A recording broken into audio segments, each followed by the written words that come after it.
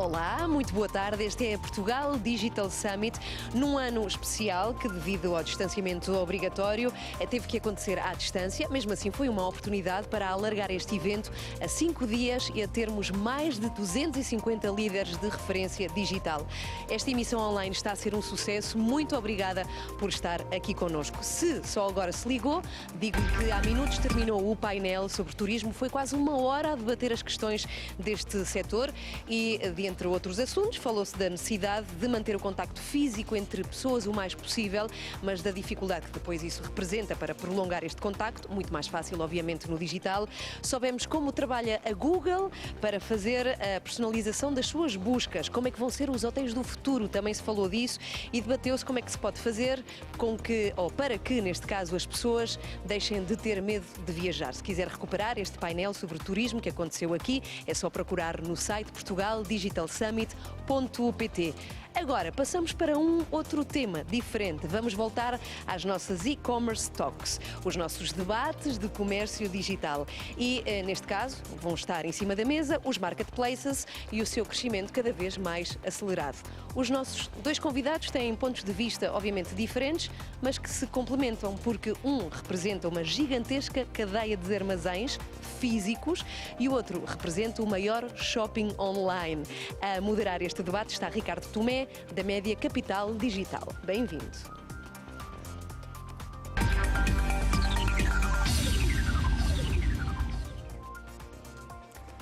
Boa tarde, bem-vindos aqui ao Portugal Digital Summit, mais uma vez num contexto único, e eu diria em dois contextos únicos. O primeiro, já sabemos, económico e não só, e o outro, este contexto absolutamente divinal deste espaço em que estamos aqui hoje para todo o mundo. Bem-vindos aos meus dois convidados. Tenho aqui comigo o Gaspar Dorei, Presidente Executivo da DOT, e o António Ribeiro, Head of Digital do Corte Inglês, aqui muito bem apresentado já pela Ana. Vou começar por ti, António. Estamos a falar de marketplaces e naturalmente vocês são dois especialistas que nos vão contar muito sobre marketplaces, mas para quem possa estar a conotar esta expressão, se calhar com algo muito vago, António, o que é que podemos entender por um marketplace? Então, um marketplace é um agregador. Nós temos uma plataforma digital e aquilo que fazemos é juntar vendedores, juntar marcas dentro dessa plataforma. Portanto, não representamos só uma marca, representamos também as marcas de outras pessoas. Habitualmente, podem ser vários vendedores a vender o mesmo produto ou então várias marcas diferentes a usar o nosso canal, a nossa plataforma para vender. Portanto, quase como um intermediário que oferece a possibilidade a marcas, desde marcas muito grandes a marcas pequenas, comerciantes mais tradicionais a comerciantes mais modernos, a possibilidade de vender online e de atingir uma população que não atingiriam com um modelo tradicional de venda. Que não impede que tenham o seu próprio canal de comércio eletrónico, correto? Portanto, a insígnia, a própria marca, o próprio negócio, seja local, nacional ou transnacional, pode ter a sua estratégia de comércio eletrónico. No entanto, pode também optar por adicionalmente comercializar no marketplace, neste caso vosso, é o Corte Inglês. São estratégias que se complementam e muitas vezes as marcas têm a estratégia de ter um site onde conseguem vender, mas todo o e-commerce requer uma operação muito grande por trás. Por isso, existem marcas que não têm a intenção de ter uma venda própria e preferem usar só um marketplace, e há marcas que têm os dois canais. E tudo isso porque os clientes também são diferentes. É diferente um cliente que procura uma marca dentro do seu próprio site, da marca, e às vezes tem um sortido até diferente de produtos, e dentro do marketplace e pode encontrar tanto produtos dessa marca como produtos de outras marcas. Portanto, acabam por ser clientes diferentes e estratégias que se complementam. Gaspar, o António tocou aqui num ponto que vai desde o pequeno comerciante até à grande marca. Na DOT, em dot.pt, no fundo, qual é a estratégia e o que é que esta pandemia, esta situação revelou? O marketplace foi tocar desde o produtor de castanhas independente que quer, no fundo, vender as suas castanhas agora, até à grande insígnia de luxo, ou, de facto, há uma maior polarização no tipo de clientes? Na verdade, o DOT tem esse objetivo mesmo, ou seja, tal como o António disse bem, na prática o que nós queremos é ser o maior shopping online de Portugal. Nós, ao contrário do Corte Inglês ou de outros marketplaces, também globais, nós não somos retalhista, ou seja, nós não temos marcas próprias do DOT, ou seja, nós o que damos é, sim, o espaço para todas estas marcas e empresas poderem vender diretamente. E a nossa grande missão e o que nos motiva e o que nos leva para a frente todos os dias é o nosso lema, que é ser dos portugueses para os portugueses, porque sentimos que faltava mesmo algo assim quando lançámos isto há 1 ano e meio atrás. Um projeto pioneiro nesse sentido, ou seja... Eu acho que sim. Eu acho que nós não fomos o primeiro marketplace aqui em Portugal, a FNAC já existia, foi o primeiro e há outros, entretanto, que foram nascendo ou que foram se desenvolvendo, o Corte Inglês, Vorten, etc. Portanto, achamos que, de um ponto de vista de ser um marketplace puro, achamos que sim, trouxemos essa proposta para o mercado. E essa proposta tem aqui uma grande força, que é conseguir trazer desde, tal como disseste bem, o pequeno produtor de castanhas que, principalmente numa altura destas, pandemia, deixou de vender, basicamente, e quando estamos a falar do produtor de castanhas, como estamos a organizar a Feira da Castanha no DOT, mas também Feira do Vinho e do Queijo DOP, por exemplo, há alguns meses, etc. Todos estes produtores precisaram ter um palco, precisaram de alguém que os ajudasse a escoar esse produto quando o país todo fechou. A mesma coisa acontece no high-end, ou seja, nós organizámos, por exemplo, o Portugal Fashion e a loja do Portugal Fashion dentro do DOT, com os vários designers que eles têm, que vão desde o Luís Buxinho, o Cati Xiomar, a Susana Betancourt, ou seja, nós conseguimos ter esta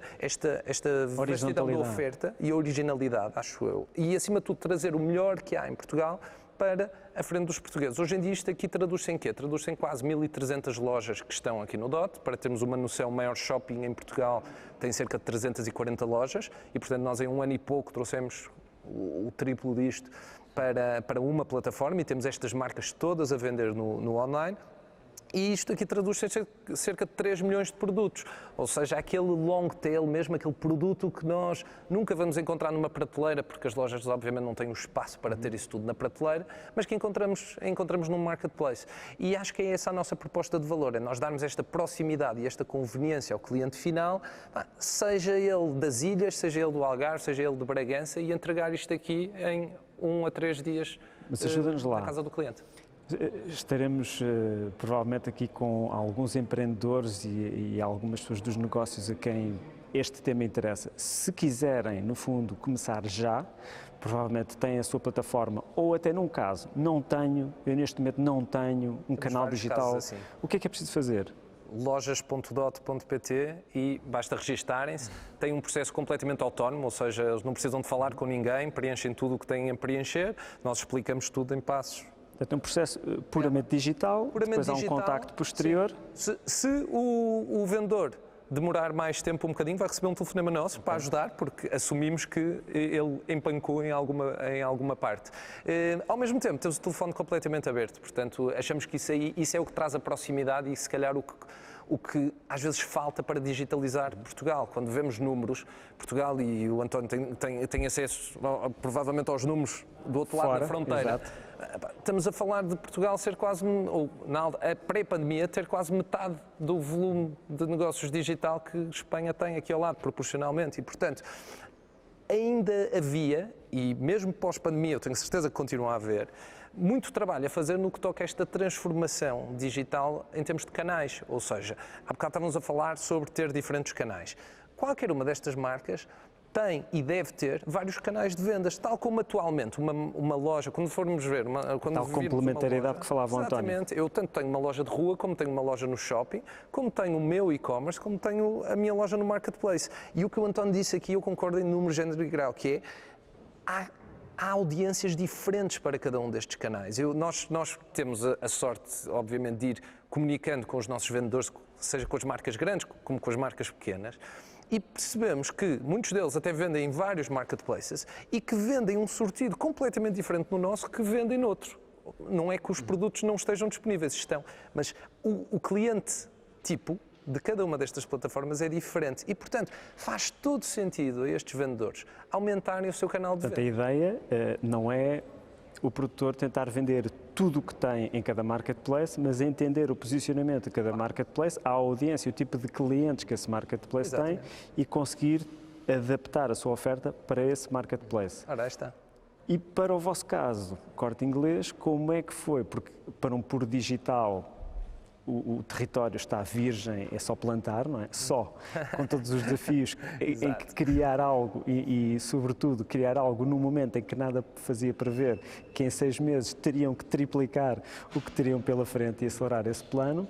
No vosso, os desafios são outros. Como é que passam de décadas, no fundo, para, em meia dúzia de meses, agarrar aquilo que é a procura que aconteceu neste ano de 2020? Sim, nós somos um marketplace com décadas de existência, não digital, não é?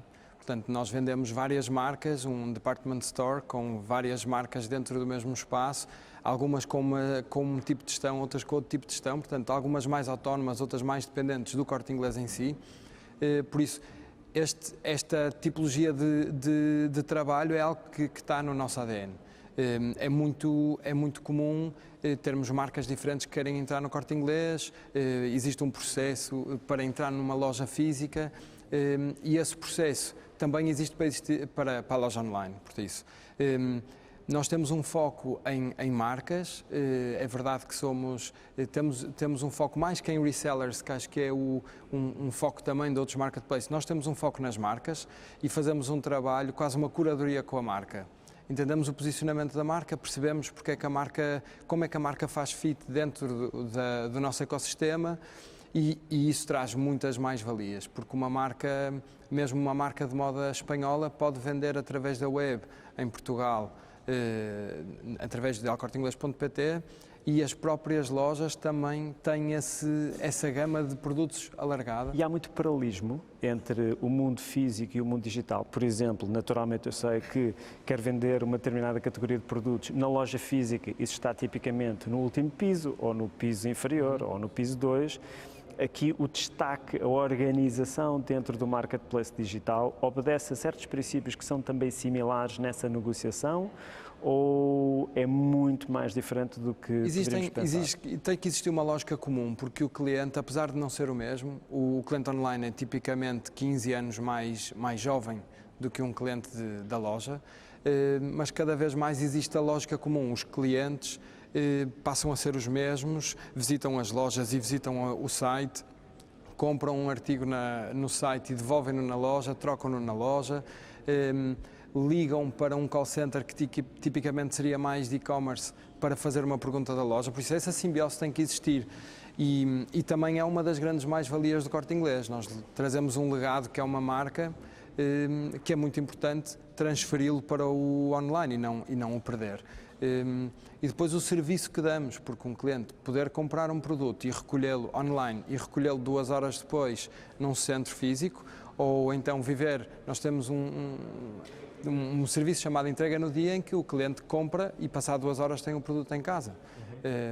E são os produtos que estão nos centros comerciais. Por isso existe aqui uma simbiose de canais, realmente omnicanal, que faz com que o cliente possa usar os 2 canais para o que precisar. Não é? Eu tenho aqui uma curiosidade à qual não vou resistir, Gaspar, que é, de certeza que o que vocês vendiam nos primeiros 6 meses e depois com o que aconteceu de março para a frente, alterou-se. O que é que os portugueses mais passaram a comprar no DOT? O que é que se alterou neste panorama? É espetacular. Eu tenho Diz-me, por favor, que passaram o objeto que foi mais comprar foram livros. Não, já percebi que no nosso caso não. No nosso caso, por acaso, não. Mas foi engraçado. Em termos de objetos, eu acho que não houve um objeto mais comprado. Acho que houve uma série de categorias que passaram a ter um destaque que não tinham antes. Categorias como, por exemplo, na altura, quer dizer, logo a seguir à pandemia ter começado, todos os supermercados online tiveram enormes problemas que foram muito conhecidos em termos de cadeia de distribuição, normal, não estavam minimamente dimensionados para o país inteiro estar a comprar online e nós que tínhamos uma série de vendedores está, por exemplo, franchisados do Meu Super, por exemplo, e assim por diante, que nessa altura da pandemia cresceram drasticamente aqui no DOT e então nós tivemos um aumento gigantesco de 50 vezes o tráfego nessa categoria, uma categoria que até nem era algo que nós estivéssemos nem só preparados, nem fosse necessariamente estratégico logo na altura. Mas, acima de tudo, quer dizer, chegámos à frente nesse aspecto e até tivemos ali uma campanha muito agressiva de oferta de portos nessa categoria toda, porque quer dizer, vimos as dificuldades pelo qual o país estava a passar e, quer dizer, nós não somos médicos nem enfermeiros, portanto não podíamos ajudar muito nesse campo, portanto em que é que podemos ajudar? Bem, vamos ajudar os portugueses a ficar em casa, que é onde eles têm de estar. E, portanto, foi isso que nós fizemos na altura. A categoria de supermercado subiu gigantescamente, a categoria de brinquedos imenso também, puzzles, esgotámos puzzles, por exemplo, no primeiro dia. Está mal. Há coisas comuns aqui. Coisas muito comuns, mas, por exemplo, mesmo categorias que já para nós já eram muito fortes, tipo saúde e beleza, cosmética, etc., quer dizer, multiplicaram por 5 e tivemos aqui um boom gigantesco, porque as pessoas deixaram de ir às lojas. E no que deixaram de ir às lojas, isto aqui também foi uma oportunidade gigantesca. Nós em 2 ou 3 meses, mais coisa, menos coisa, nós tivemos 100 mil portugueses a comprar no DOT, que era um player novo, estava a fazer um ano, não tinha um ano ainda, e desses 100 mil, mais de 30% já voltaram para comprar uma segunda ou uma terceira vez, até. Portanto, mesmo de um ponto de vista de recorrência, eu acho que a experiência que nós passámos foi uma experiência boa e com isso os clientes passaram a repetir. O que é que isto leva? Isto leva a uma transformação também da sociedade, ou seja, havia muita gente que nunca tinha comprado online e então nós, mesmo a nossa área de suporte ao cliente, às vezes era, mas este site é legítimo, fiel. Isto é seguro. Como é que se cria uma conta? Como é que se cria uma conta? Eles entregam mesmo em minha casa. Exatamente. E depois as devoluções. Qual é o atrito maior na decisão? Manda uma transferência para uma conta que... Continua a ser o pagamento ou é o processo de devolução? Qual é vou fazer a pergunta a ambos. Claro. É a compra, é o método de pagamento? Onde é que está o grande atrito ainda?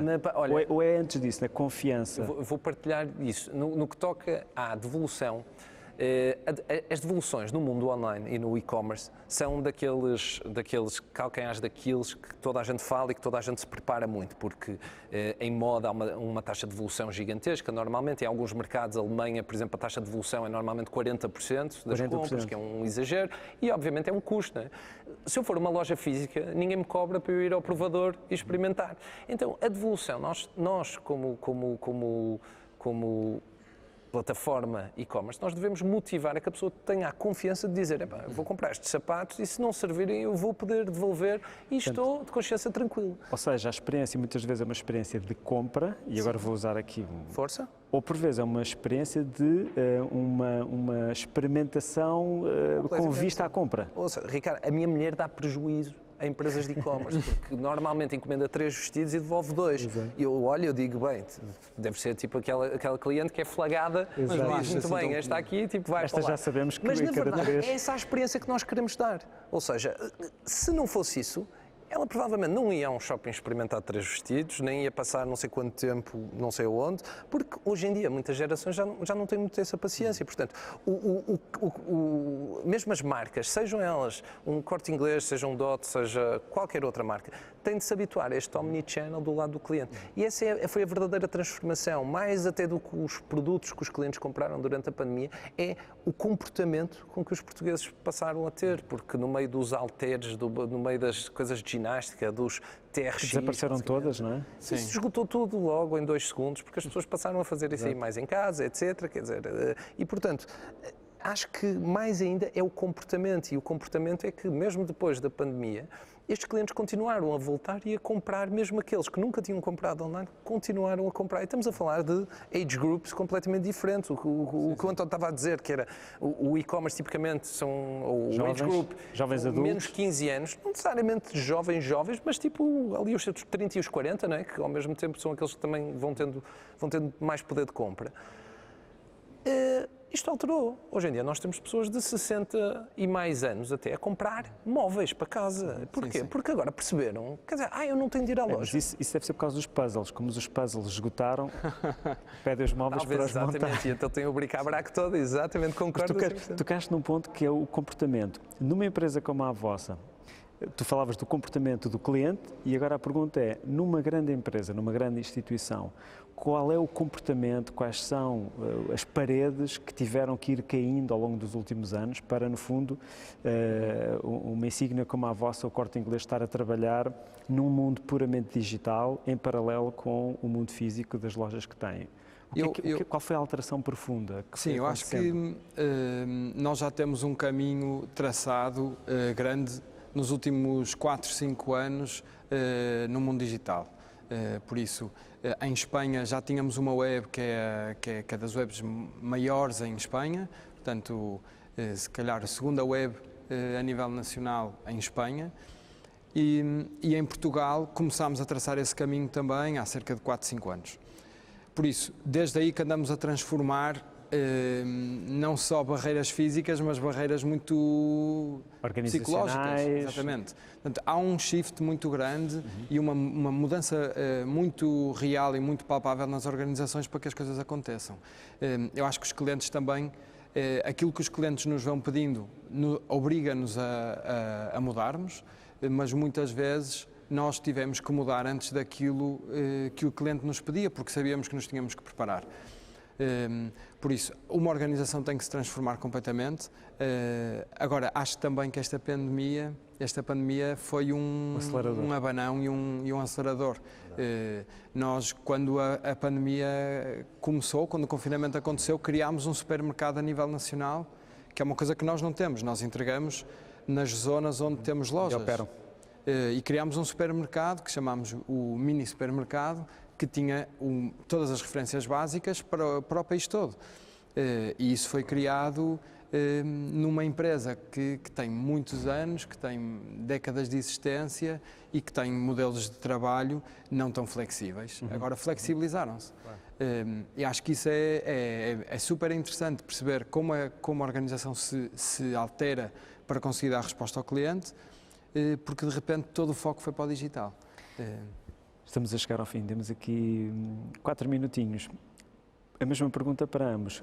Para as vossas organizações e no setor dos marketplaces, como é que vocês veem, para tu continuares a encerrares, e depois passo-te a ti, Gaspar, os próximos, isto hoje em dia falar de futuro é um bocadinho arriscado, mas como é que vocês veem para a vossa organização e no setor os próximos 12 meses? O que é que podemos antecipar de comportamentos, de alterações, de aceleradores no desenvolvimento dos marketplaces ou não?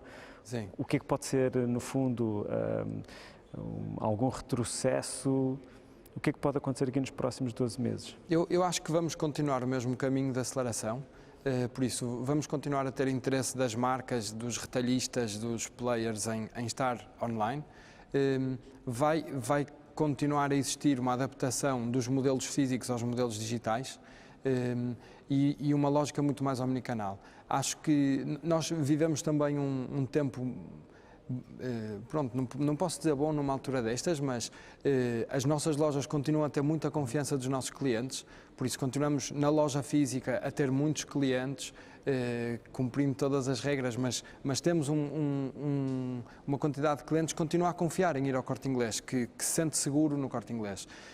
E não queremos que isso se altere, queremos é suportar toda essa operação com o negócio digital, que exista menos interação burocrática que não seja digital, que exista marcações digitais, por exemplo, a famosa carta de compra que falávamos, claro. digitalizar isso, o Gaspar é fã. Portanto, utilizar um modelo que existe há décadas no Corte Inglês, mas digitalizá-lo e proporcionar uma experiência diferente ao cliente para que ele consiga, numa altura sensível, que estes próximos 12 meses percebe-se que serão sensíveis, conseguir ajudar o cliente nas suas necessidades dia-a-dia de uma forma mais digitalizada. Acho que isso é isso. E na DOT, Gaspar? Na DOT e no setor, mais uma vez. Sim. Eu acho que o setor dos marketplaces tem como obrigação agora ajudar e continuar a ajudar tanto os portugueses como as empresas, ou seja, nós estamos a viver ainda um pico e este pico está muito pior do que estávamos há uns meses atrás. não se avizinha uma vacina milagrosa nas próximas semanas e mesmo a aparecer vai demorar muito tempo até conseguirmos ter toda a sociedade imune.